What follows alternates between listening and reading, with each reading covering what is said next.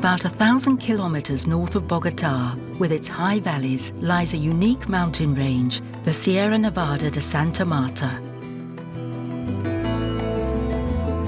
Reaching 5,800 meters, this pyramid, with its vertiginous slopes, is a land apart. It is the land of an indigenous tribe which has lived here for over 500 years, the Kogis.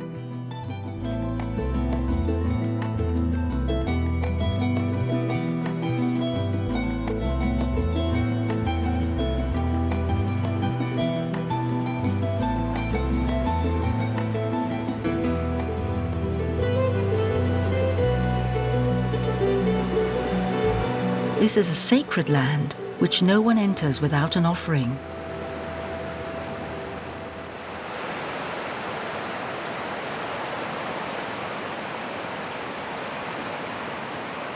Anyone who wants to climb the Sierra Nevada must make a spiritual payment, like the Kogis do.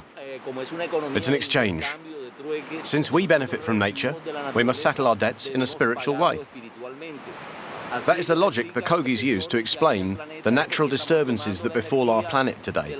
We're taking energy from nature and not paying anything back. Today, we've come to visit Mother Nature. That is no trivial matter. We must cleanse our bodies and minds, washing away any negative thoughts and emotions by unburdening ourselves of them here spiritually. Moreover, we must bring gifts, both thoughts and material gifts, such as money, fruit, and anything we consider to be good and positive. The energy from our thoughts is collected in coca leaves. We present them to Mother Earth through these holes so that she can feed off them. That way, we will be protected as we climb the mountains, and no harm will come to us.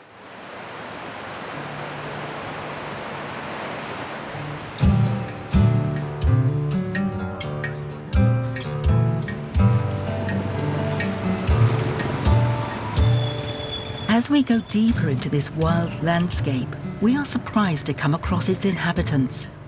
The Kogi people are the last remaining descendants of the Tairona, one of the largest pre-Columbian societies on the continent.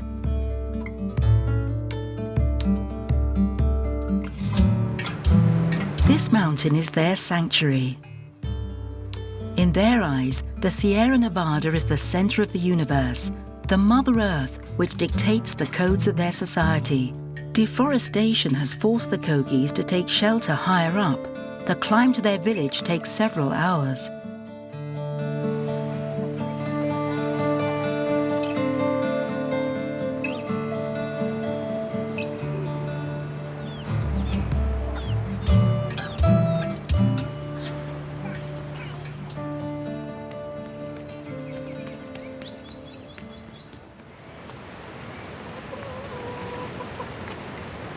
Central to this community is the Mama, the chief who maintains the social and spiritual order.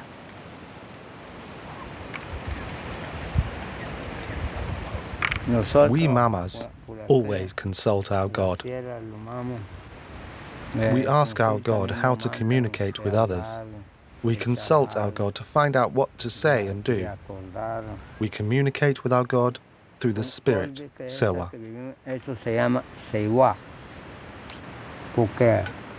If bubbles appear in this bowl, the answer is yes. Otherwise, the answer is no.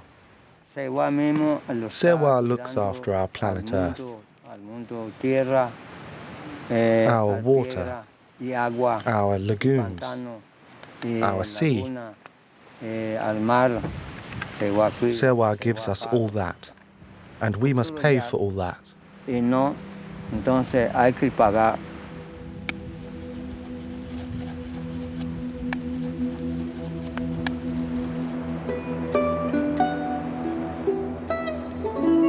During the Spanish conquest in the 16th century, 500,000 Chibchas and Taironas were counted, decimated by fighting and sickness. Only 25,000 descendants of these indigenous tribes remain, reformed into various groups, including the Kogis, of which only 12,000 individuals remain today.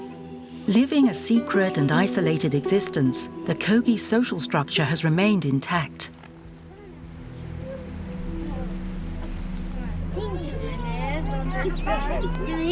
I founded the villages of Quinquamero and Tuguaca after I was trained as a mama.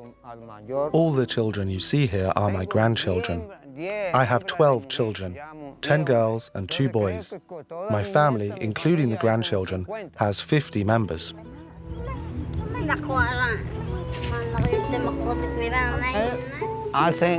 The women make bags out of fique and cotton, which they then sell.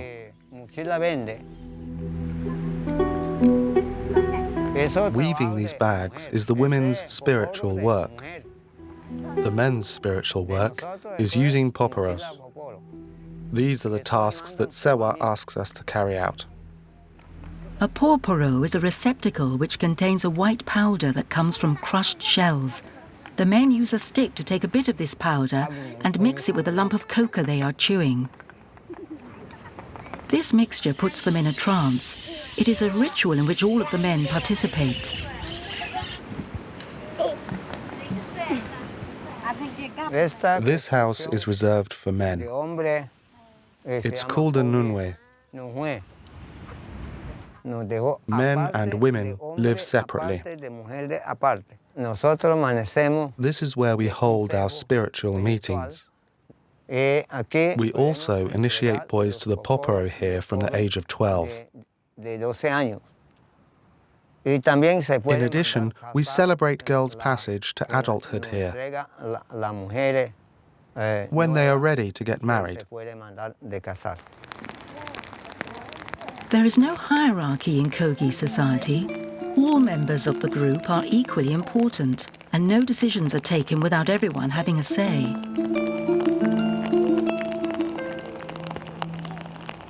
Spirituality is very important in the life of Kogis.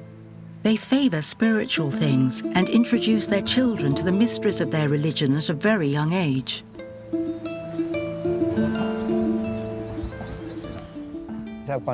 To become a mama, you must be chosen as a baby at the time of your baptism.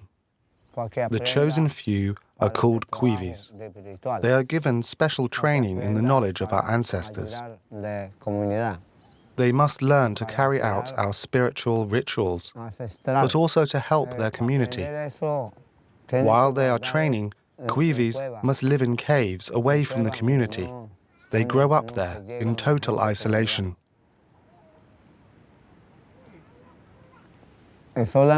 Gradually, as time passes, the Kogis absorb all this knowledge into their minds and hearts. Guardan corazón y guardan cabeza.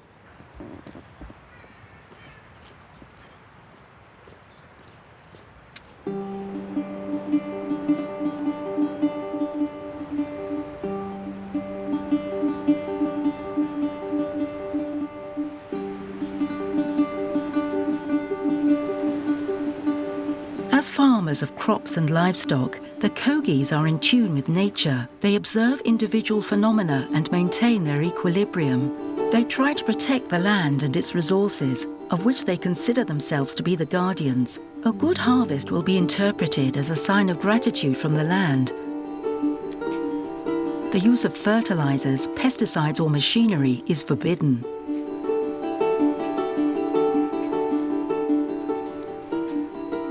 Kogis communicate with nature. They apologize for the spiritual harm they cause it.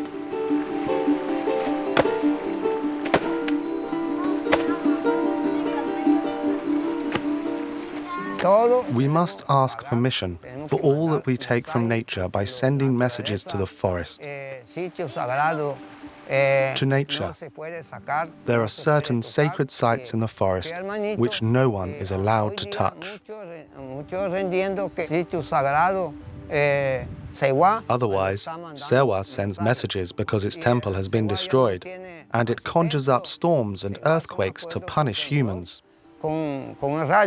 It is because of the bad actions of our brothers that the climate is changing.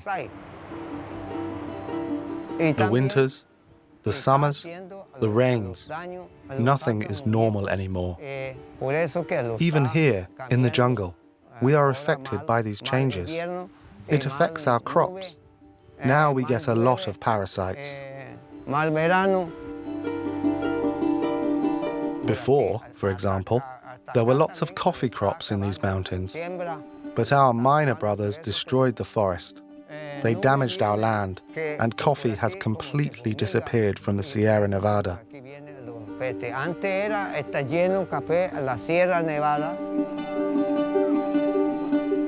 Despite entreaties from the state, the Kogi Indians are determined to maintain their autonomy and their isolation from the modern and industrial world.